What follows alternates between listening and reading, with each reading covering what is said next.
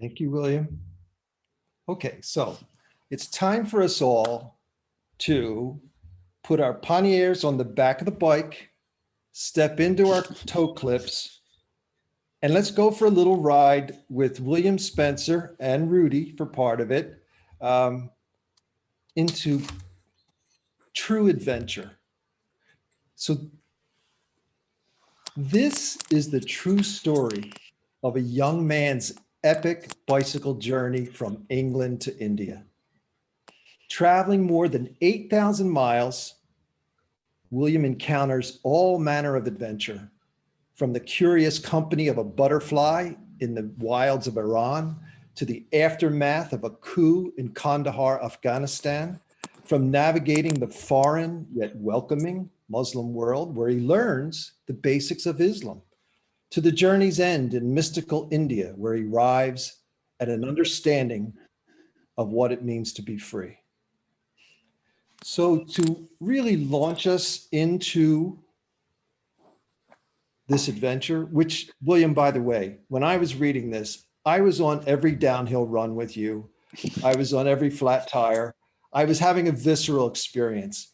And I can't think of anything better, William, than to have you actually read a passage of this to us.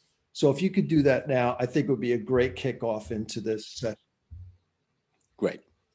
Thanks, Jack. Okay, so I'm going to read literally just the opening paragraphs to kind of set the scene.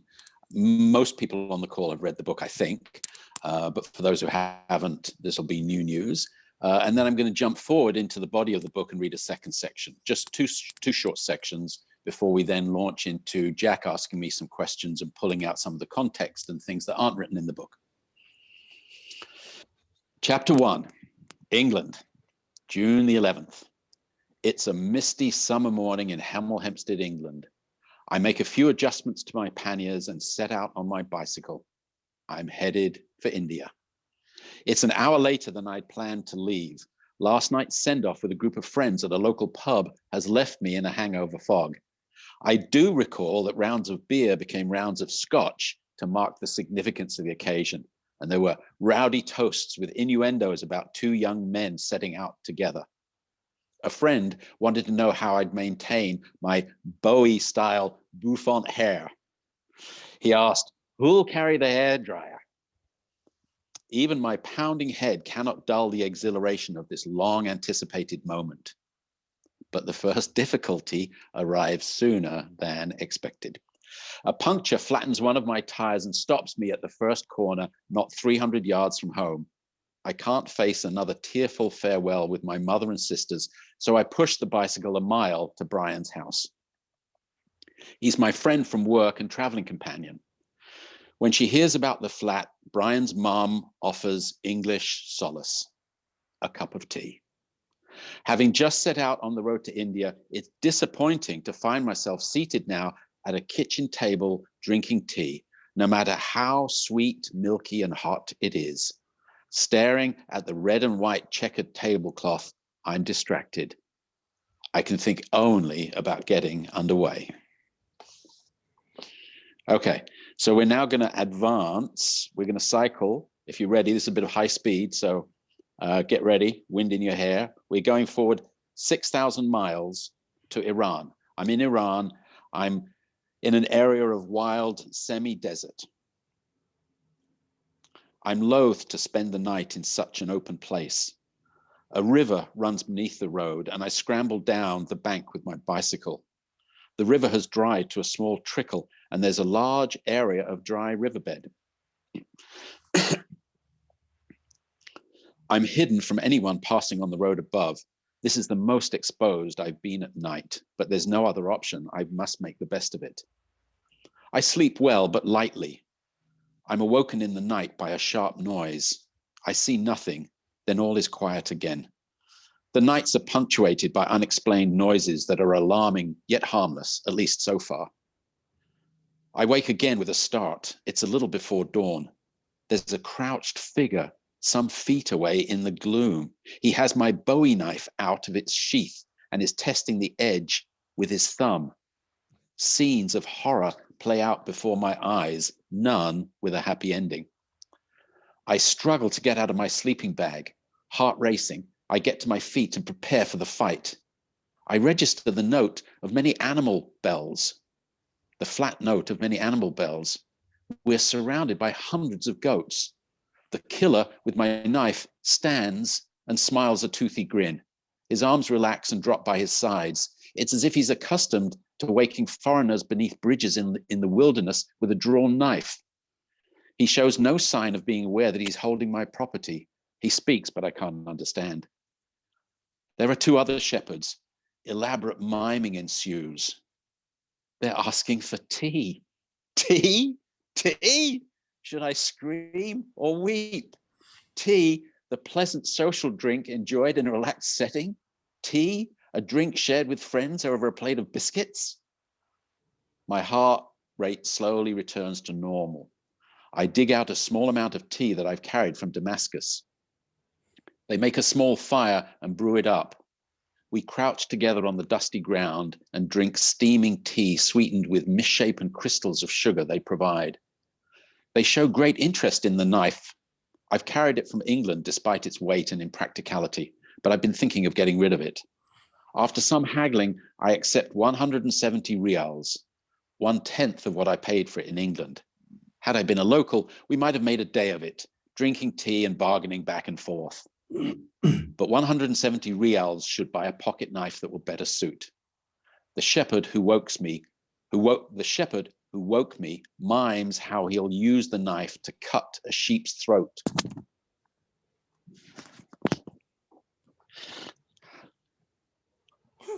I imagine that's what they eat as they travel. Tea consumed, business transacted, and slaughter theater complete, they leave. The discordant notes of tin bells grow fainter as the huge flock and their minders fade into the distance.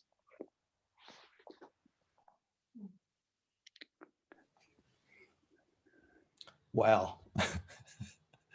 The contrast between the setting off, William, the sort of familiar, the tea and the flat tire. And as we were talking about earlier, in the photo, you have sandals on.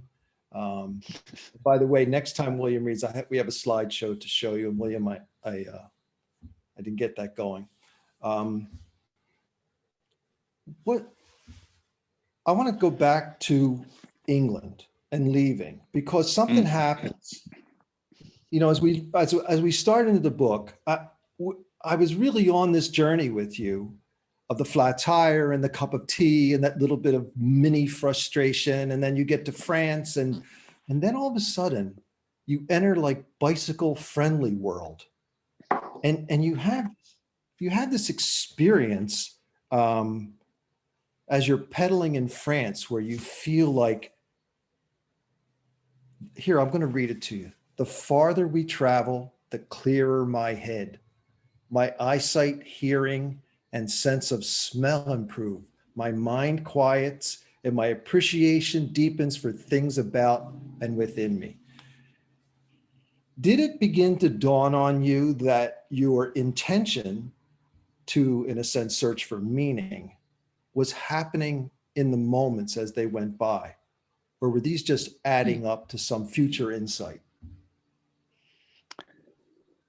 No, it's an interesting question. No, I wasn't aware at the time that if you will, the aerobic side of the cycling, the being out in nature, the very wholesome daily schedule of waking up with the sun and going to sleep when it went down, I wasn't aware. I knew that was making me feel better, but at that point I had not made the connection between, this is part of finding meaning, and if my system is like this, it will make me more aware of things.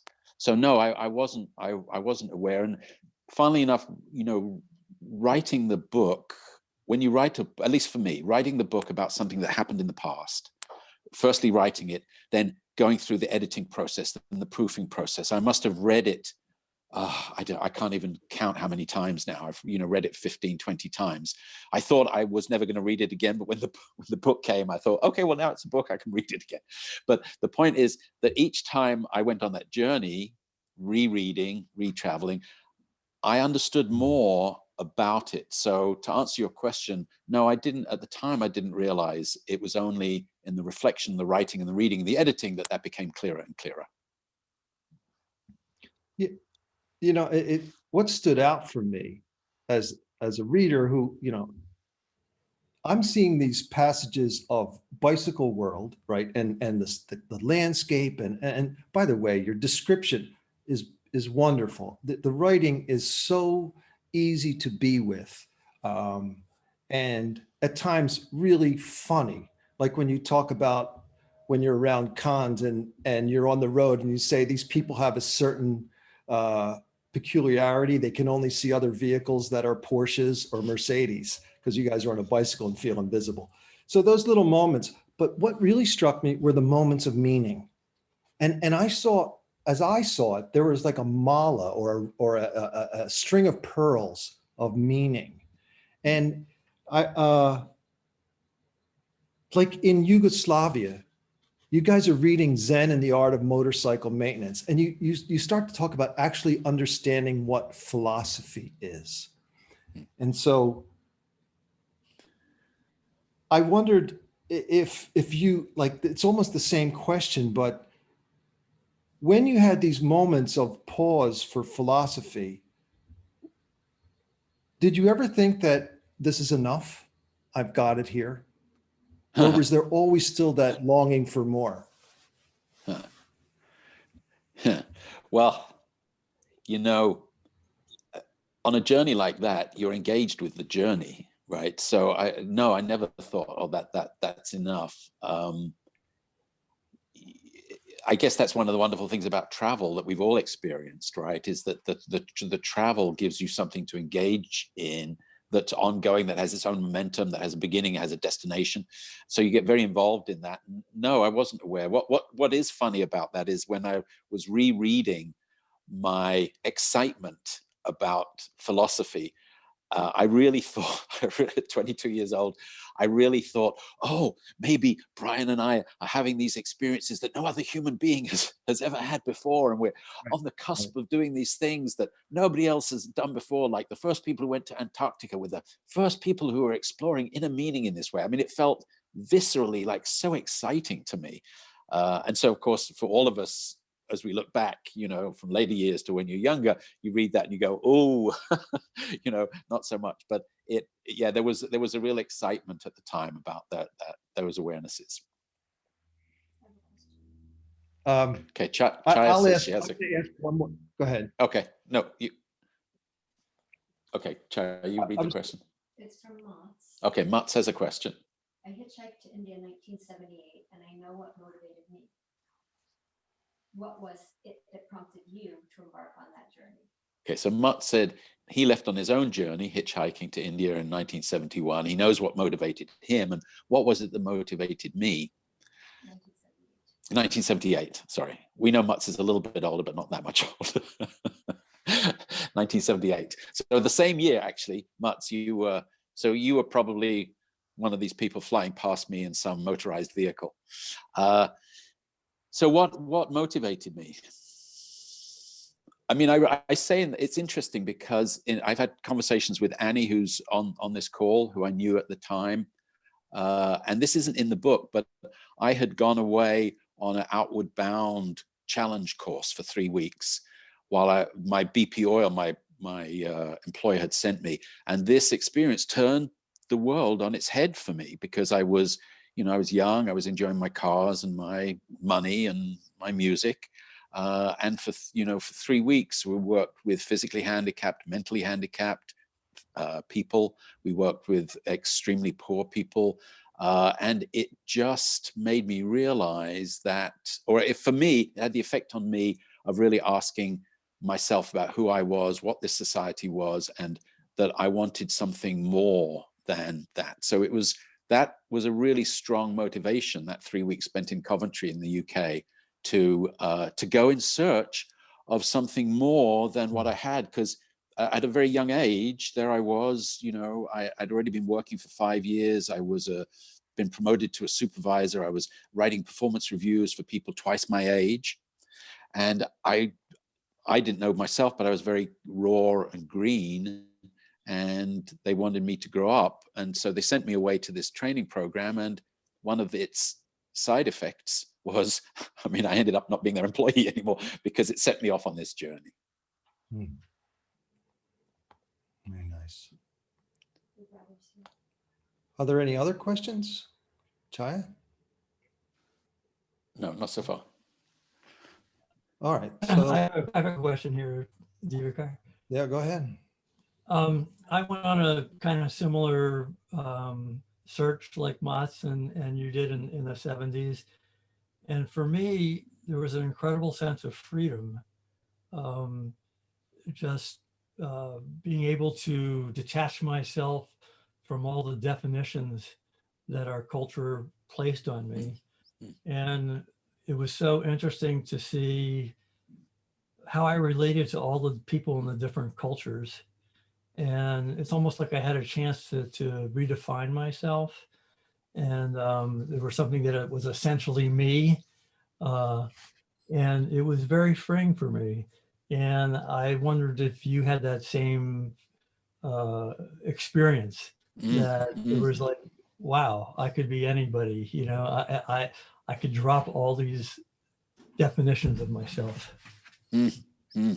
Yeah, Robert, thank you. I don't see your picture, but I recognize your voice. So yes, absolutely. I mean, the journey totally redefined myself, redefined me in my own eyes.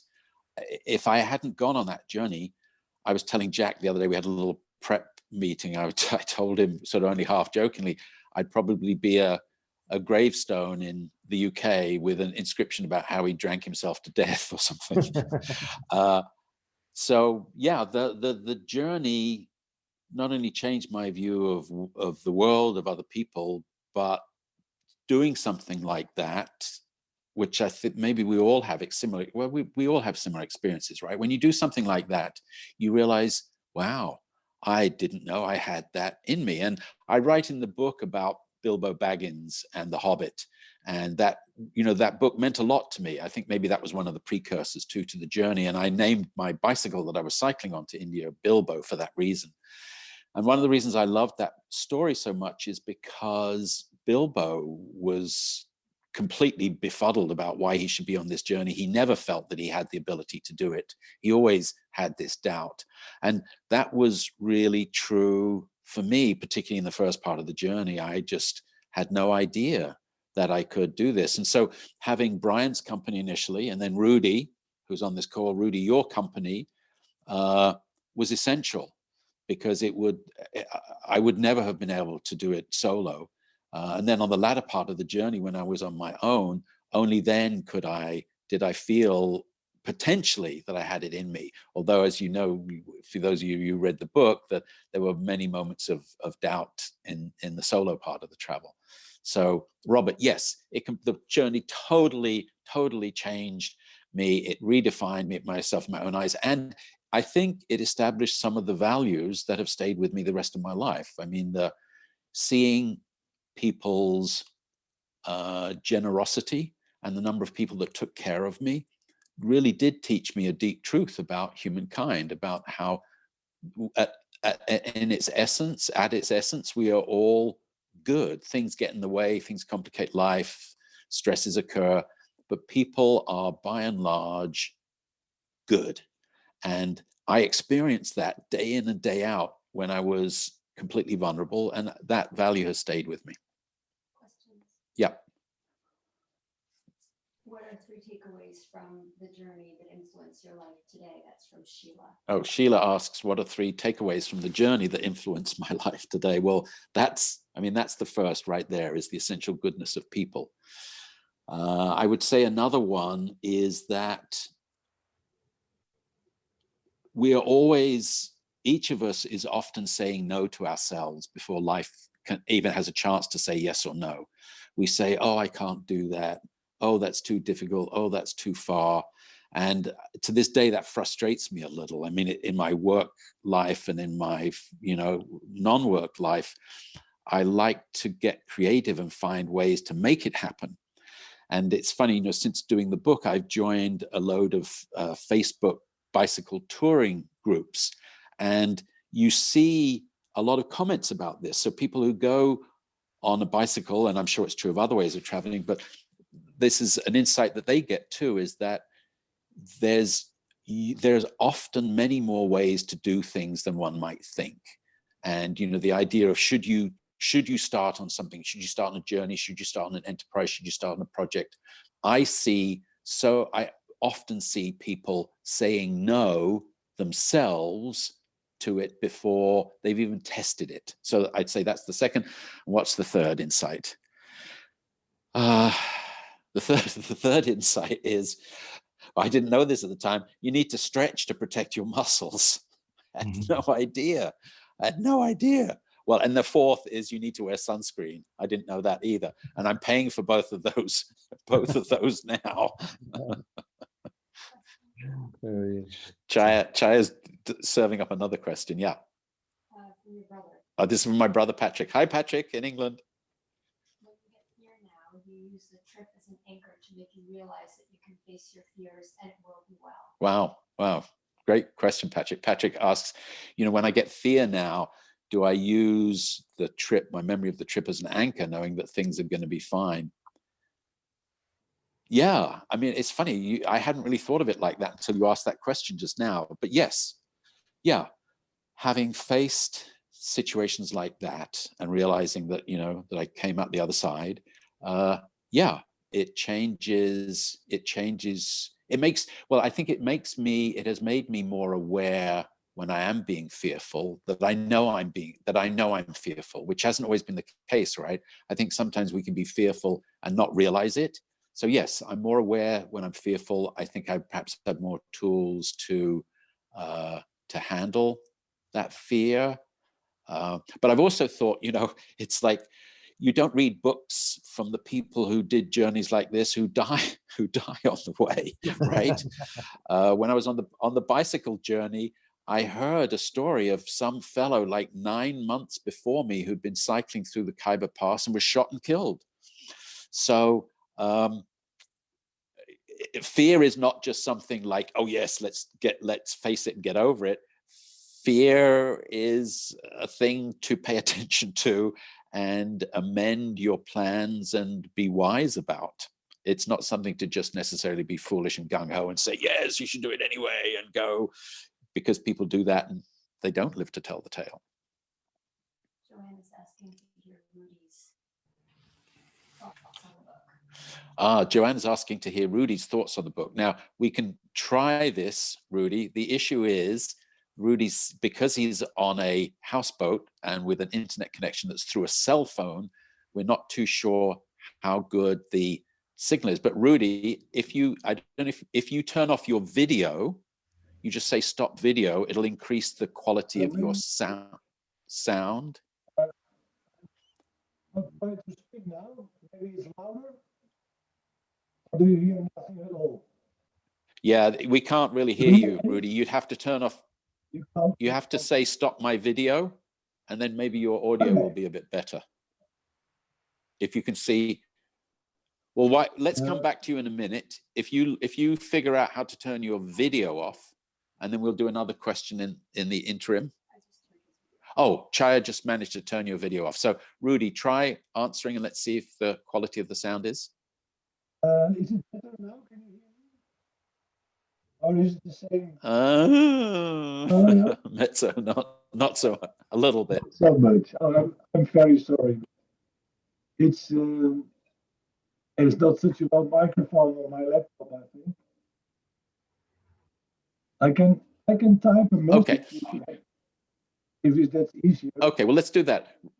Yeah, Rudy, if you type, then we'll come back in a few minutes. So you're gonna answer the question, which was, you know, what were your reactions to the journey? And then Chaya will read out your answers in a few minutes. Yeah. Okay. Actually, Jack will read them out because Chaya can't. Because she's on mute. So when we get there in a minute. So Jack, let's go to another of your questions. Yeah. I was really struck when you entered Asia, when you went from Greece to Turkey. I mean, and you know, first of all, we have this exhilarating experience in Samos, right? You're going down the hill 40 miles an hour, and you have that whole transcendent experience of just being one with everything. And then you get into Asia, and the contrast struck me. You at one point explain very beautifully about Salam Alaikum, and at the other point, you express like the kids throwing stones at you, like it was.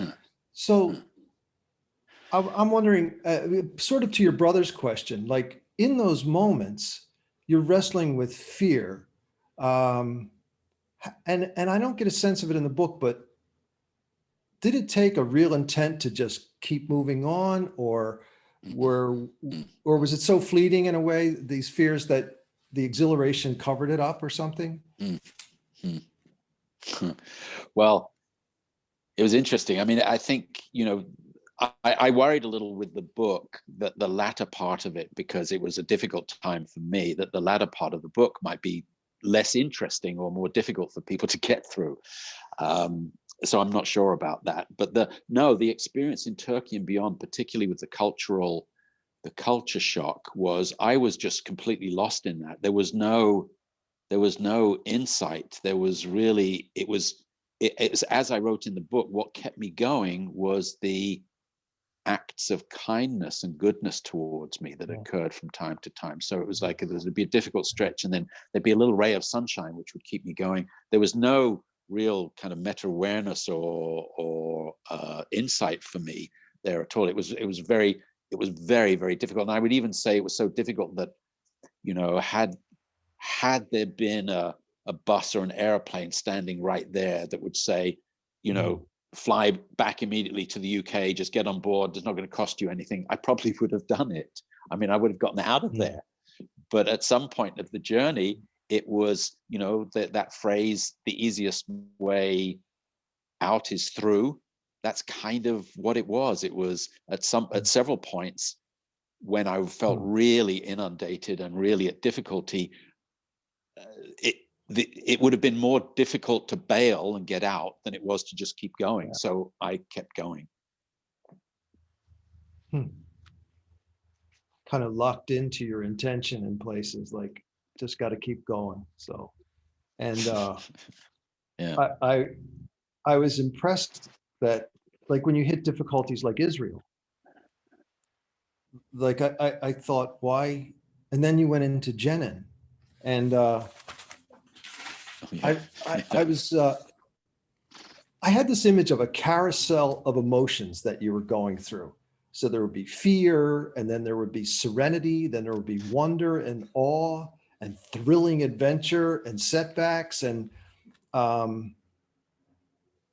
for you now, was it fun and insightful to take a spin again back through all of that stuff? You said it was a hard time, but from William doing it now, how was it exhilarating in a new kind of way?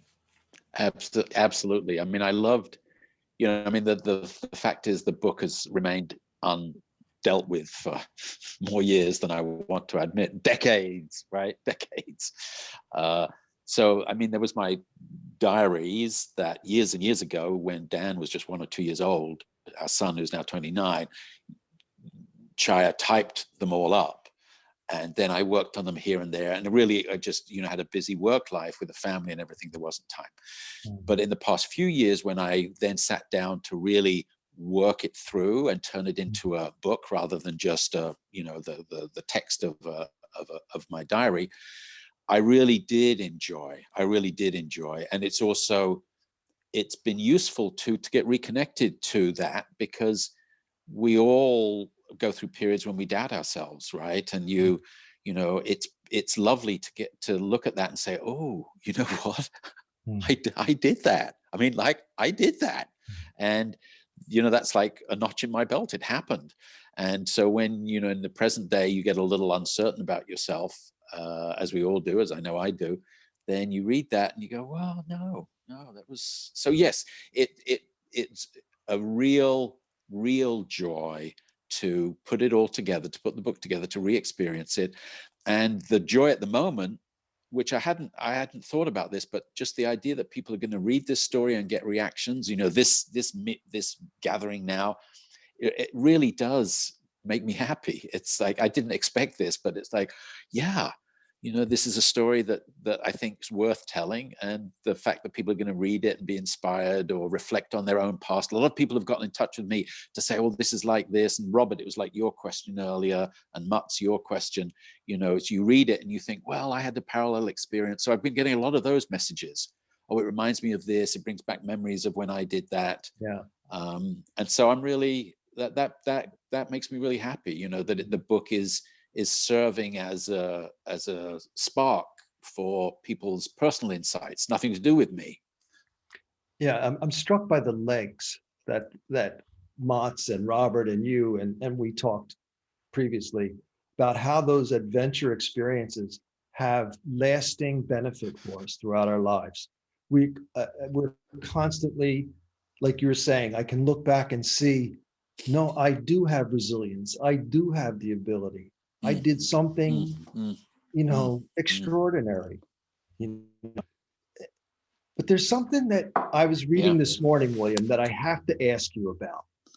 And Okay. and here it is. You're in Israel and you're in Jenin, I believe.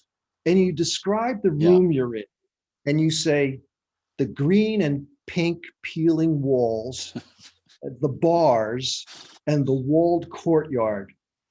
I am a hardened traveler. And I was surprised by hardened. And so I wonder, given that, what does that feel like to be a hardened traveler? Because can you say something about that? Yeah. Well, I'm laughing as you read that back and shaking my head a little because as I hear that now, it's another form of youthful naivety, really, right? Because I was still really very wet behind the ears, as they say. It was that particular setting because, Rudy and I forget how we first learned about this, but this wonderful system of poste restante, where when and this was obviously before the days of cell phones, so you had to get letters sent to a post office. You'd look at a map and you'd say, I'm going to go through that city, have everybody write to poste restante in Tehran. That was one of the stops. And then when we looked at Israel, said, oh, let's have them in Jenin. I mean, we were so incredibly naive. We didn't know that was occupied Palestine, right? And to travel there from Israel was like these days you would not do it. I mean, you would literally be at risk of your life. But even then, the anti-Western, anti-Israeli sentiment was it was like a thick wall that you walked into. So the fact that we'd had to go there to pick up our letters, we were there, we found ourselves in this crazy situation. We're in this little room with gloss paint of the two most outrageous colors you could ever think to paint a room, and then the bars on the windows, which I think is the first time we'd sort of seen that, or the culture that's part of many parts of the world. Just to stop thieves from coming in, you have bars on the lower floors of a house. So that made me feel like, oh, now we're really somewhere that isn't England, that isn't safe, actually. And even then it was clear that it wasn't safe. So I felt that's why I felt the hardened traveler. Although now, as I say, when you feed that back and I think about that again, I'm kind of appalled somewhat at some of my naivety and the lack of safety of some of those situations, although I wasn't aware of that at the time. Well, I took it a little different. I just thought perhaps hardened was the wrong adjective, because I thought, at this point, he had such a level of accomplishment that even coming into this Palestinian hotbed of, resistance, you knew, okay, I'll persist through this and I'll get through. And I thought hardened is more like a little bit of armor. And that's where I wanted some, idea, because you made it through, obviously, and so something was building this whole time. That's what I keep getting out of this, is how this integrity with your original intention keeps building.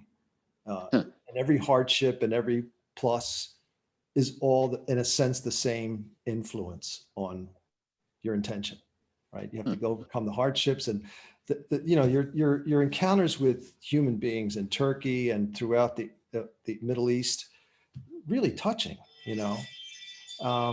and yet you saw both sides in the Muslim culture, where some people did it because it was required religious duty, and others were curious about the Westerner. But whatever their motivation was, it came out as kindness. And it seems to me, despite the hardened traveler thing, what you emerge with is a much more vulnerable, sensitive understanding of humanity. So, yeah, I think that's right. Yeah. I just- Looks like there's a, Could I add something? Yeah, just a second, Robert, because I just hold 1 second, Robert, because we've got we just have Rudy's response to the earlier question. Let's do that.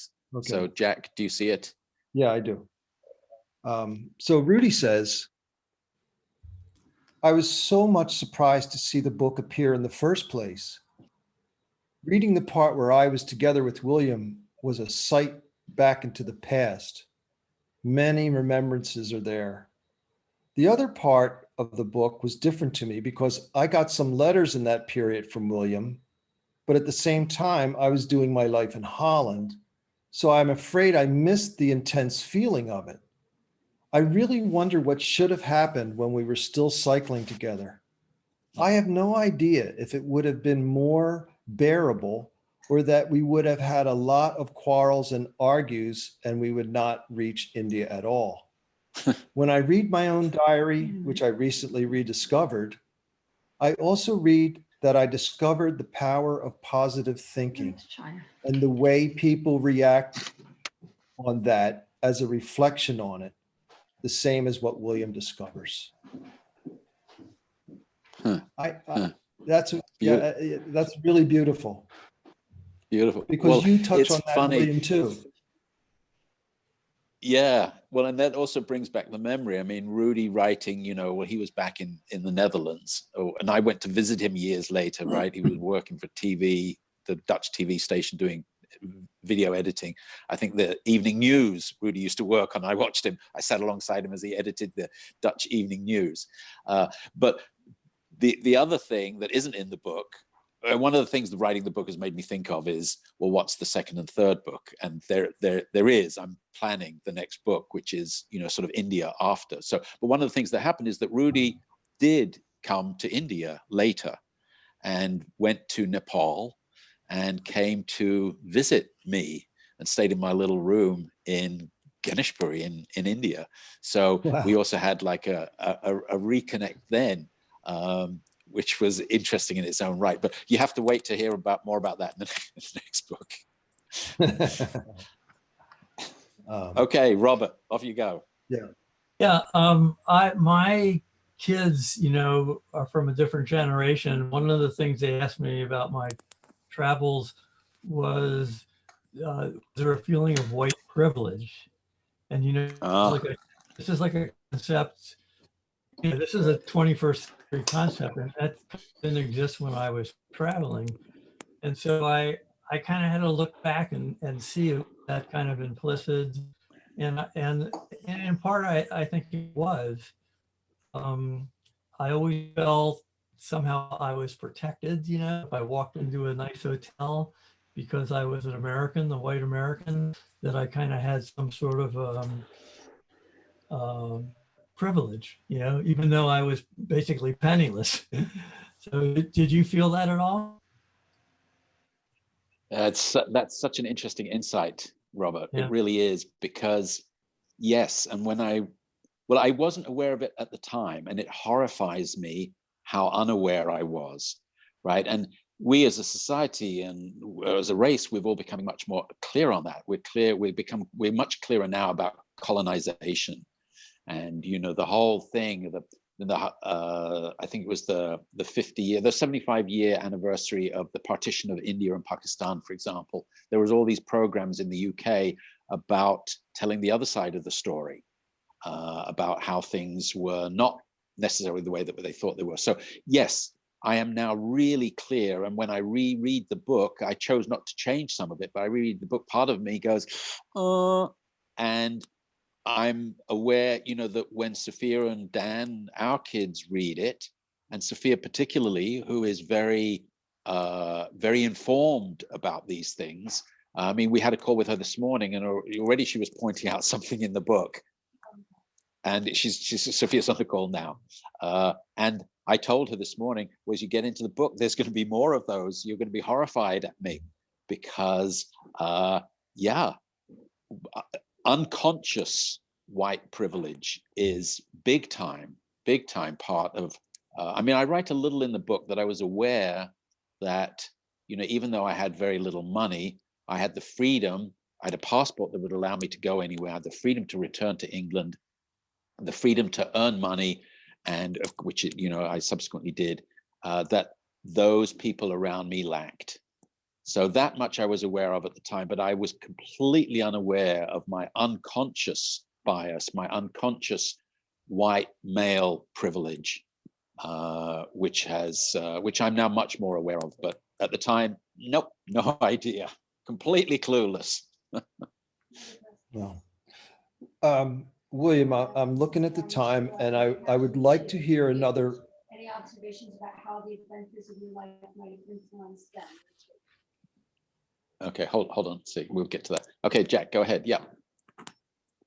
Oh, I was just doing a time check, and I would love to Yeah. hear another reading from you. But I think following on from Robert's observation, how special was it for you to write this book and have it ready, have it there for your adult children? How special is that? Yeah, I mean, it's lovely to have the opportunity to describe something about the person you were before they arrived, Yeah. right? Because they assume that they only know you as this adult person, and there's a narrative, there's a history before that. So yeah, I'm looking forward to that, and I've even been thinking, one day when there's grandkids, they can read about this silly old grandfather who did this like kind of slightly crazy thing. So I like the idea of that. Yeah. Yeah. You might inspire some grandchildren to set off on a bicycle and go somewhere. One of your children. I hope so. I hope so. Fantastic. I add something to you? Yeah, please. Because I also wrote a book about my travels too, and my kids both read it, and my daughter, the only thing she said was, "Well, Dad, I finished it," and that was it. Then when I was talking to her cousin, and I said, "Oh, you should read my book about my travels," my daughter looked at me like, "Dad, no." and I don't know why. Right. I really don't know why. And then when my son read it, his only comment was, "Well, Dad, you sure had a lot of girlfriends." That was it. That was the only comment. So I don't think it really related to me as that character. I don't think it's really hard for them to see me as a 20-year-old going through all those experiences. That's funny. That's So, funny. so William, I would like to invite you to read something to us for us.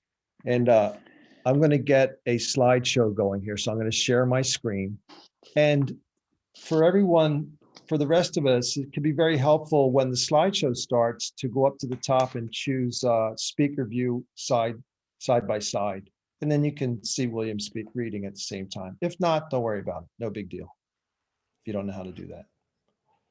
And we have a few more questions that Chara will get to after too. So wrong. Hang on, William. Let me just get the right screen going here. There we go. Why is it doing that? Hang on, William. Yep.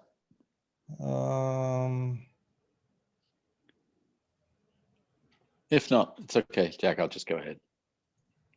All right, just go ahead. Okay. I can't get it going.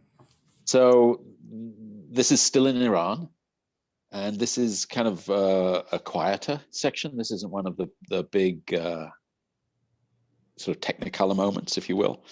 I'm in a national park area that's east of the Caspian Sea. So a lot of Iran that I experience, most of it is semi-desert or full desert. But there are some areas around the Caspian and to the east of the Caspian where there's, I guess, the rain comes in from the Caspian, and there's trees and there's woodland and there's some greenery. So this was very welcome. So this is where I am at the moment. As soon as I start thinking about looking for a place to sleep, I catch a glimpse of a brick wall through the trees.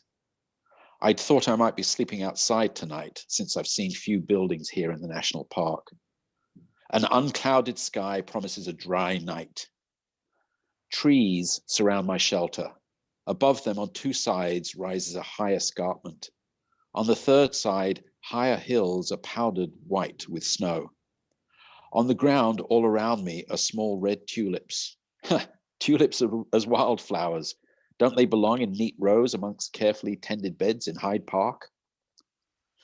My home for tonight has no roof, doors, or windows, yet it provides a sense of security that sleeping in the open cannot. To feel even safer, I construct an early warning system by blocking doors and windows with lengths of discarded pipe and dry branches. These won't stop anyone from entering, but if moved, should make enough noise to wake me. I'd like a warning before I'm murdered in my sleep. The sun goes down. The air becomes chilled and silent. I light a small fire for warmth and crawl into my sleeping bag. Above, a bright moon and countless stars shine. The distant murmur of a river is broken by the eerie call of a night bird. An occasional car passes. Other than this, silence. I awake with numb feet. It was extremely cold last night. First light starts to flush darkness from the sky. I light another fire to thaw my feet and hands. I eat a light meal. When it's this cold, it's best to just get on the bicycle and move. I put on every piece of clothing I have, including woolen hat, scarf, and gloves. Each time I pass beneath a stretch of shade, it's so cold, I must stop to warm myself in the next pool of sunlight. I cycle through a small village, alert for dogs. Some say that the dog is the distant cousin of the wolf, but they haven't seen these dogs. These are the ill-tempered uncles. So that's a little sort of quiet section. There's other bits that I could have read that were more dramatic. So Chaya, let's have another question. Would you do the parent question? No, let's do that. Yeah. You want to read it again? Yeah, please. As a parent of two, any observations about how the adventures of your life might have influenced them, your children? Okay. As a parent of two, any insights about how this adventure in your own life might have affected them? Well, it's kind of, I think, Robert, like you say, it's appropriately each generation are interested in their own lives. So there's this sort of story in the background about, oh yeah, dad did this thing. And, we've told little pieces of the story here and there, although when they read the book, they'll know a lot more about it. So yeah, I think it's interested them both. Sophia, maybe particularly in international things. Sophia went to college in Scotland, and then she went and did 6 months in Vietnam. And then we met up in India. This was a year and a half ago, and we had a fantastic trip together. So I think it's influenced them in that way, maybe. But no, I suppose you'd really have to ask them. I'm floundering here. I'm guessing they might have. But is Sophia still on? Does she want to answer? What's that? She's still on, but they were eating dinner. Okay, she's still on, but she's eating dinner. Okay. I'm done eating. I can take a shot at it. Okay, please, Soph. Yeah. Yeah, I think it has actually influenced me quite a bit. I think sort of like this sense of wonder, and always hearing about, I guess to me, it was like these romanticized stories of dad's travel. So to me, it's kind of created this sense of wonder and mystery, and it's definitely inspired me to want to sort of step out of my own comfort zone and expand my bubble. So I think it has definitely had a large impact on me. Wow, I never knew that, Sophia. Thank you. That's cool. I didn't realize. Wow. No. Yep, another question. From Moss. Did you have the experience that you kind of had to push through your fears in order to manifest the real purpose of the trip? That you really didn't have any option to quit? Okay, so from Mutz, it's a deeply insightful question. We would expect nothing less, which is essentially, and I'll paraphrase. So did you have to push through your fears to realize the kind of the true purpose of the trip, or what's the second part? That you really didn't have an option. Oh, or was it that I really didn't have an option?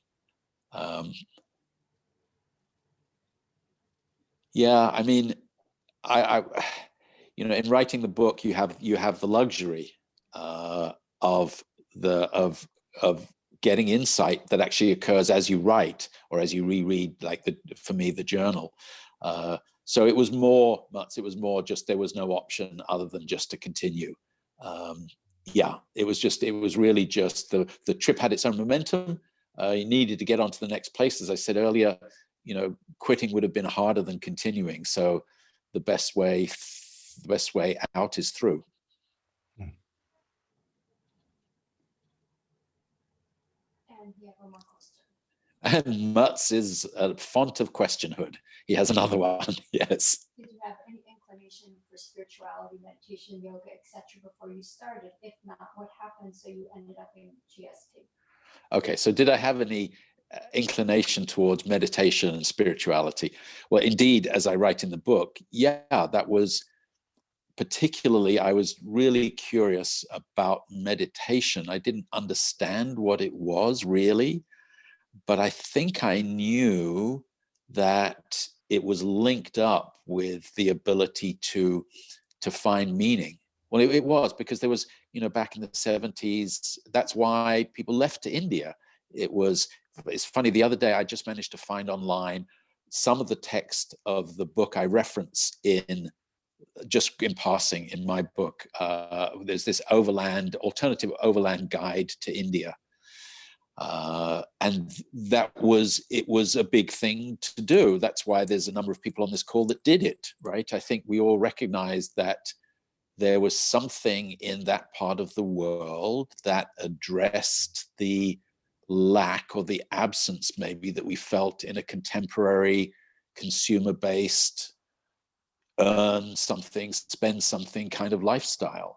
So it wasn't so clearly articulated other than a yearning for something other than what I experienced. I think many of us on the call, maybe even all of us on the call, experienced when you realize, well, we're living this contemporary life in a modern capitalist society, and there's something missing. The heart, the soul, whatever you want to call it, yearns for something more. That was the case. And it was that yearning, ill-defined as it was. And I guess I was following the signposts that others had placed in the ground. India this way, meditation's part of this. And it was, oh, okay, that's the way, that's the direction to go. I don't really know what that is because I didn't. I don't know what I'm going to find there because I didn't. But that's why I went east towards India rather than south towards South Africa, let's say. And there's two more questions. Yeah. Roger, yes, in Stirling, Scotland. Hi, Roger. How is writing a book like doing a long journey on a bike? Yeah, great question. How is writing a book like doing a long journey on a bike? There are parallels. Yeah, there are parallels. It's funny. I liked to say for many years, my excuse for procrastinating and not getting the book done was, oh, this is harder than the journey itself, which is kind of true, but it's not true. The journey is this. It's a great question, Roger, because there's some real parallels, right? I mean, one of the parallel parallels is self-doubt. Or a major parallel is self-doubt. Oh, can I do this? I talked earlier about being like Bilbo in The Hobbit. Am I up for this? Is this really me? How come I'm finding myself doing this? So you have doubt on a journey like that, and you have doubt when you're writing a book. I had a lot of times when I thought, oh, should I be doing this? Nobody's really going to read it. There were times when I thought, well, if only my kids and grandkids read it, that's good. I think it's worth telling for that reason. So yeah, there's doubts. There's also, like on the bike, there's stretches that are really boring, where you just kind of keep going, or a little or very difficult, like a headwind. So you have that. And I think another parallel is crossing the border into India was like, yeah, finally, although I was very, very sick, so I didn't express it quite like that. And then getting the book out is also like, yeah, finally. So there's another parallel. Yeah. Okay, and one from Rudy. A question to William. Do you remember there were many moments we decided to sort of split up? We gave ourselves time to think things over before making a decision what to do next. We throw a coin, who was going to tell first? And that was always the same outcome. The next destiny we both had chosen independently of each other. See, I think you need to unmute and read that out. It's gonna do it. Okay. Okay, Chad's it's a complex question from Rudy. A question to William. Do you remember there were many moments we decided to sort of split up? We gave ourselves time to think things over just before making. Yes, Steve. You have to mute William, mute yourself. Gotcha. Okay, he's muted. So this is from Rudy. I'll start again. A question to William. Do you remember there were many moments we decided to sort of split up? We gave ourselves time to think things over before making a decision about what to do next. We'd throw a coin about who is going to tell first, and that was always the same outcome. The next destiny we both had chosen independently of each other. Okay, I'm muting me. And then William can unmute himself. There you go. Well, Rudy, actually, no, I've kind of forgotten that bit. I guess, I write in the book, I do remember that, part of our fantastic relationship was that it was rocky, right? We're both strong-willed and kind of independent, and we would bump heads quite a lot. And as I write in the book, thank goodness, I don't know how it happened, but we stumbled upon that idea of having an honesty session where we would each kind of talk about what we were doing. I do recall, and I write in the book, there was one moment at which we'd had a really, really hard day in Turkey. And you just said sort of very quietly and matter-of-factly as we settled down to sleep, oh, that's it, I'm going home. I was like, really? Really? And I'm going to be on my own?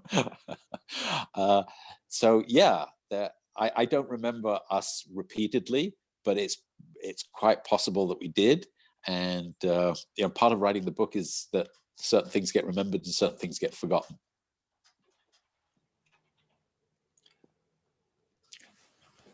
William. Yes, sir. I would like to talk to you a little bit about the mechanics of right now. And so, look, when I'm reading this book, William, I'm on this journey. I think it's a fabulous book. I love your writing. Bravo, bravo, bravo. How can I help you to promote this book, help people find it, things like that? Because I think it is something really worth finding, because I'm getting a lot out of reading it.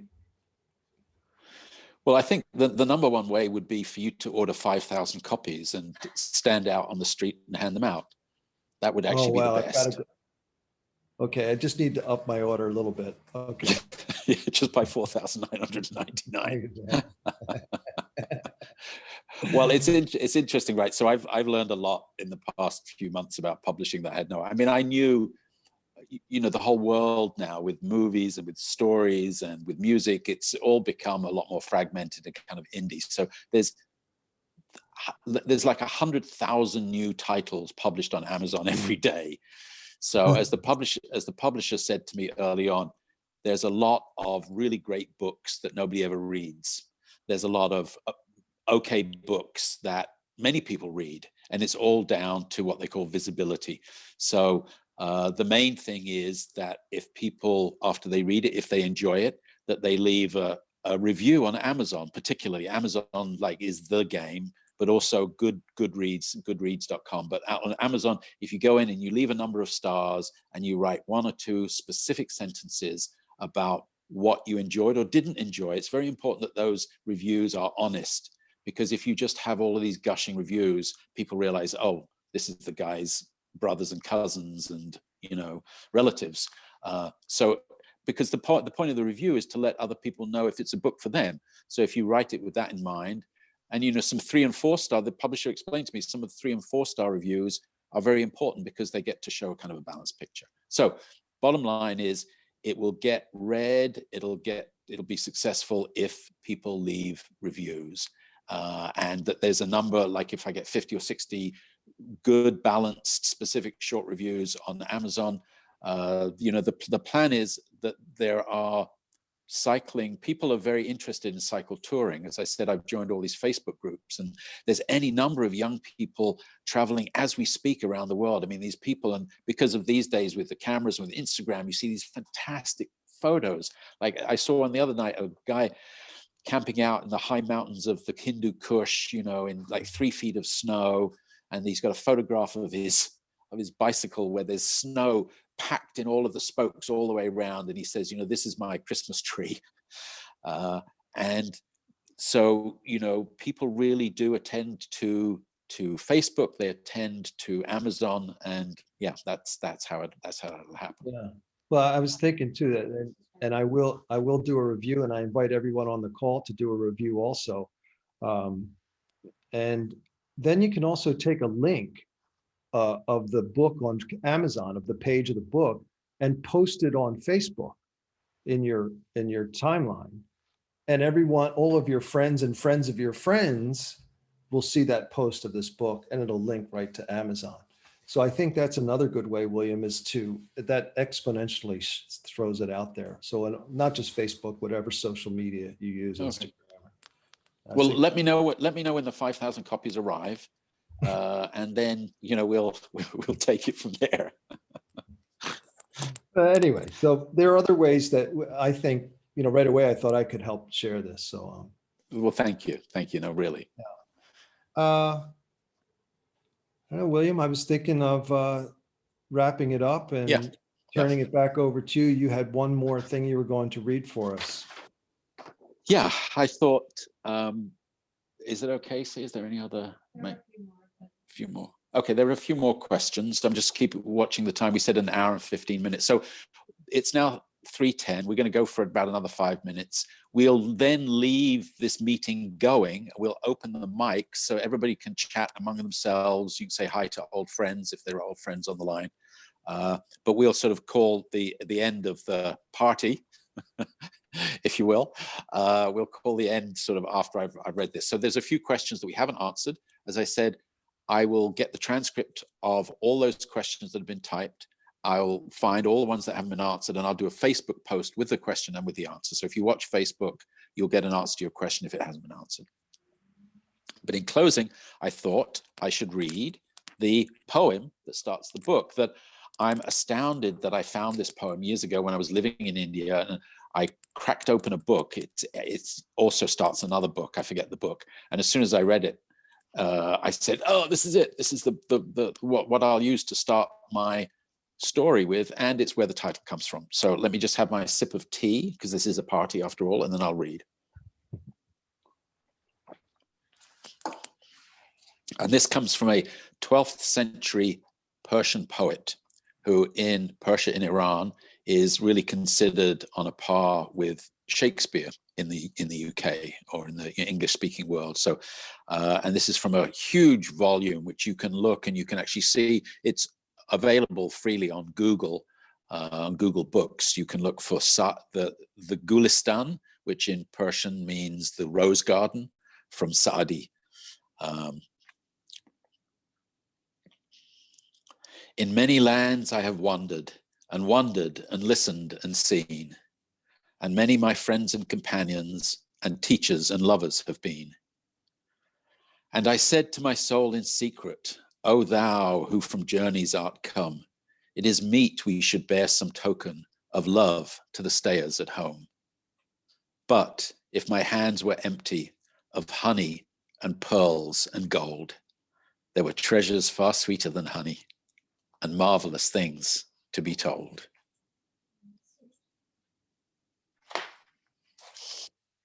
Thank you, everybody. Do stay on if you want to. Lovely to see all these faces, old, new, old friends, new friends. A couple of people I don't even know. So lovely. Thank you all for joining, and stay on if you want. The bar is open. Drinks are free. I'm here. I'll disappear from this screen for a second. I just need to go and use the facilities. That was great. Well done. Yeah, well done. Yeah. It's such So a lovely great to see read. everybody. Yeah. Great to see you, Chaya. You look beautiful. So, Rudy, you have to unmute, but if you want to, William will be right back, and if you want to unmute and chit chat, you can. Yes, Chai, you look fantastic. It's Oh, been thanks, so many Vasudha. years. So many years. One day when we're around your area, I'd love for Tony and I to come in and say hello and share stories. Sure. Absolutely. Yeah. Nou, unmute doesn't work. Microfoon. Ja, dat is van tevoren moeten checken. Ja. Ja, die had het even precies moeten checken. Ja. Ja, die doen gewoon heel veel zo.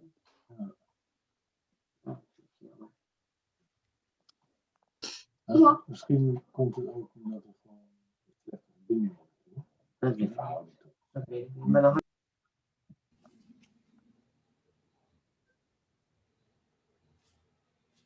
Rudy, how long did you and William travel together? Not the whole trip, right? We're down for a bit. Maybe in a minute too. They're just ending and chatting, and it's very good. I think Rudy's typing you an answer, Mats. Right. He's on a houseboat. Thanks. Why not? He was swimming in 2 Degree River where his houseboat was this morning because his partner posted a picture of him swimming in the river on Facebook this morning. Yeah. Okay, here's William. I have to start my meeting. There's all this gone. Okay. Yeah. So one of the things that William, Rudy's. one Oh yeah, thing. Rudy's still there. Great. William, do you still want to keep the recording on, or do you want to turn it off? I'm just I'll calling keep to it your going attention. for now because sometimes Okay. these chats reveal other things that might be nice to have. Good. Okay. Yeah. Well, it's funny what Chai was just saying about. So I've been to visit Rudy on his houseboat outside Amsterdam a few times, and Rudy's very impressive because he's rediscovered his swimming, and he goes swimming in the canals right there that the boat is on, even in this weather. So Rudy, you're the man. Oh, really, man. Hey, William. how Sauna long- afterwards. Oh, here, Rudy's showing a photo of his boat. Oh, that's nice. cool. Beautiful. Whoa. When I went to visit a couple of years ago, Rudy very kindly, it's quite a trip to unmoor it and get it going, but they took me out along the canal into one of the open big seas there in the Netherlands, and I was sitting on the very front of the boat with Rudy's and Stance's dog there and the sunshine. Oh, it was just glorious. Fantastic. William, how long did you guys travel together? Rudy wasn't with you the whole trip, was he? No, so Rudy, let's see. We met in, we were together for maybe,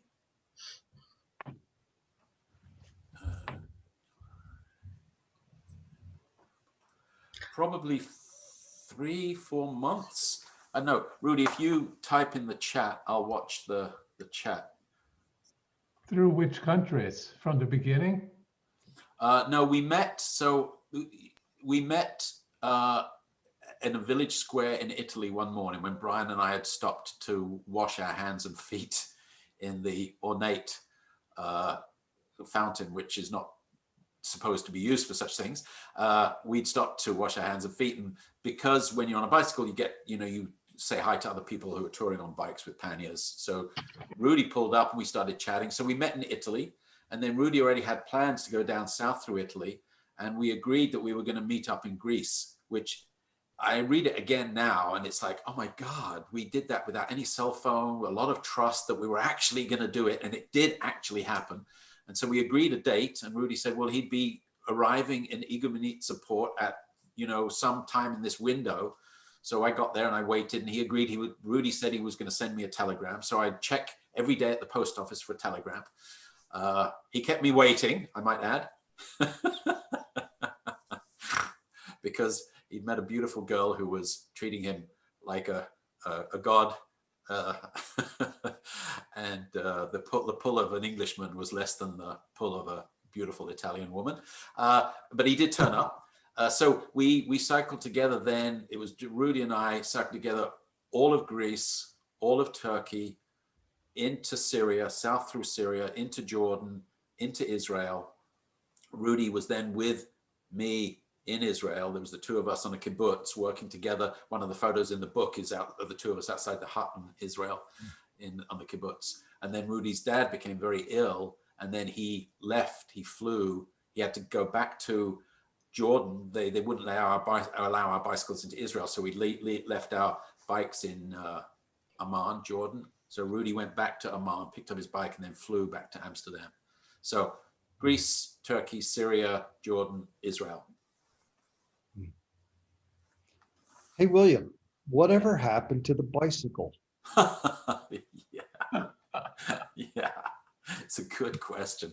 So that bicycle, I love that bicycle, and I kind of wish I still had it, but hey. So what happened to it was, so we were in India, and in India, I really had no money.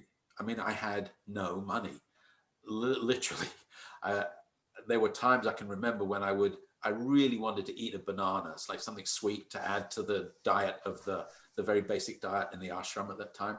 And I wouldn't have, like one banana was 5 paisa, and I didn't have 5 paisa. So I needed money.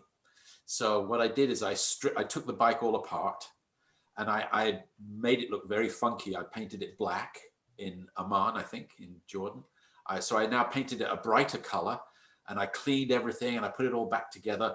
And there was a fellow who was visiting the ashram in India where I was staying, he was a pharmaceutical sales guy, and he wanted a bicycle. And I showed him this now very clean, recently painted bicycle. I didn't tell him it had already done 8,000 miles. And the money that I got from the bicycle kept me in bananas and postage stamps for 3 years. Wow. That's a great story. Yeah, that's a good one. So this was from when, 78 or 77? When were you in the ashram the first time there in Ganeshpur? Well, so I left England in June of 77. I arrived in India May 78. I arrived in Ganeshpur at the ashram in late May, early June of 78. And I then stayed in India. I lived in India for 3 years, full 3 years before leaving back to the UK. William, you were in Ganeshpuri in 78, did you say? What month? Well, I arrived in, well, there's a story there too, actually, and it's not in the book. This is for the next one. So you're getting a sneak peek here. So I arrived in May or June, and I remember there was a fellow, Matt Barziza, who was in charge of security. And he said, oh, you can chain your bike up here to these railings so it won't get stolen. So I chained the bike there. And I was, you know, fascinated by the ashram. I wanted to know all about it. But initially, it wasn't what I expected at all. I mean, I grew up in the UK with these notions of New Age communities, and I'd visited a couple in the UK, like Findhorn. And so my expectation of the ashram was, I really thought that I was going to get there and there was going to be like men with ponytails and women with cloth papooses and babies on the back, and they were going to be hoeing the dry ground and planting vegetables, and there was going to be a windmill for water, and this was the picture, right? And I get there and there's like this cafe with butterscotch ice cream, and you know, and women, you know, Western women dressed in silk saris, and it was all, and there I am. So I'm dressed in like these tattered clothes. I have a pair of shoes that I'd rescued from the garbage in Israel and I'd repaired with dental floss, right? I had my head shaved from Pakistan. I had an Arab headdress, and I'm like a complete sort of mess. So I later learned that when somebody turns up unannounced, what they do is they tell you there's no room, and they tell you to stay in the local village, and they kind of watch how you do and then see if you really should, you know, they're going to let you in. So that's what they did. I stayed for 3 days down in the village in what I came to understand fairly quickly was a brothel. I knew that from the soundtrack at night.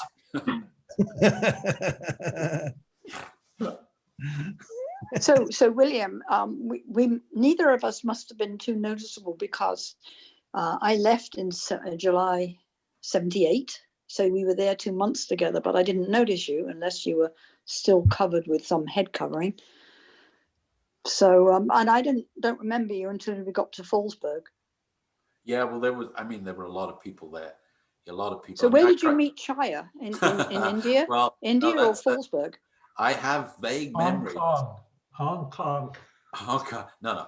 I have vague memories of a kind of toothy 14-year-old, because Chaya was like 14 and beautiful, 9 years younger, so she was like a teenager. I have sort of vague memories of her being one of these sort of strange Americans dressed in a sari, you know. So it was going to be many years. Anyway, I want to go to the chat because Rudy's just written something. So going back to the question of when did we meet up, and I was telling about that he was in Italy. So he said Rudy writes, he read his diary again yesterday, that he was writing, and I'm learning this for the first time, I didn't know this. He was writing me a letter from Corfu, which is where he was, telling me that he was not going to come because the life where he was just pure pleasure. But as he wrote the letter to me, he changed his mind and he tore up the letter to pieces. And instead he sent me the telegram that I did get, that I write about in the book, where he wrote because the telegram was by the letter. So he wrote very cryptically, CUM, come in to the number 2, D, the letter D, RU. And I had no idea what that meant. Did that mean I was supposed to come to him in 2 days? Did 2D mean today? Was he coming today? Are you coming to me? Or is that RU for Rudy? So there was like all this confusion around the telegram. But I continued to, wait every day. And indeed, a couple of days later, Rudy sauntered off the ferry. So Rudy, that's cool. I had no idea until you just told me that you were actually writing to tell me that you weren't turning up. Wow. Like it would be a different story that I'd be telling. Wow, that's really interesting. Actually, for the first time now, I'm thinking, would I, if that had happened, if you'd written me that you weren't coming, would I have continued? I have no idea. I don't think I would have. I don't think I would have gone in. Turkey was just so unknown and so different. I don't think I would have continued if I'd gotten that letter from you. So thank you for ripping up the letter. Wow. That's cool. I'm struck by the serendipity of the right things happening again and again. And I think it's such a Bilbo-esque adventure, right? All you wanted to do was go on an adventure, and all the right things happen. It's pretty incredible. You know, it's like a nice thread through the whole thing. This serendipity. I've only got as far as Greece. I haven't started that chapter yet. But I am so totally amazed by your physical endurance of this whole thing. Well, I think any of us at 22, we can do that kind of stuff, right? So William, remember we talked about, and it turned out we were in Samos at the same time? Oh, right. Yeah. Because it was like in August or September of 77. Yeah. That's right. So Rudy. To Izmir, right? To Turkey. Yeah. So Rudy Mutz, who is on the call, his little label says Yoga Bav. He's Swedish. He's living in Sweden now. So we chatted some time ago, and we figured out that we were probably in Samos right around the same time. But you, Mutz, would have been in the village or the town of Samos. Rudy and I were staying in this derelict cottage, sort of 15 miles to the west. Yet another free hotel that we managed to find. Hey, William, I have to sign off. Yeah. Yeah, me too. Thank you very much for including me. It was thank really you. nice. I really Thank you, enjoyed it. And the book is magnificent. I love this book. And I don't say that about many books. I'm not blowing smoke here.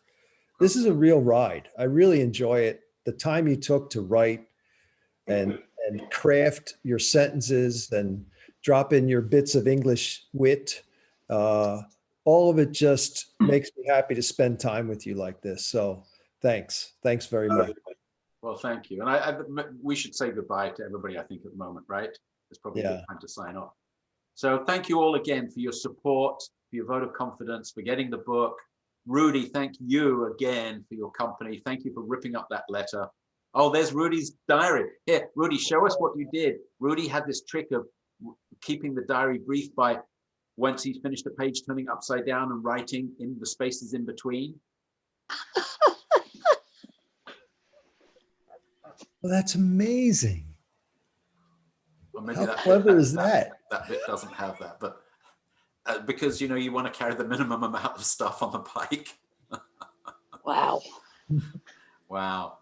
And Rudy, thank you again. I say thank you in the book, but thank you for the lesson of keeping a journal, because I hadn't until we met. I'd been taking little notes, so I had to recreate that part of the journey from before I met you.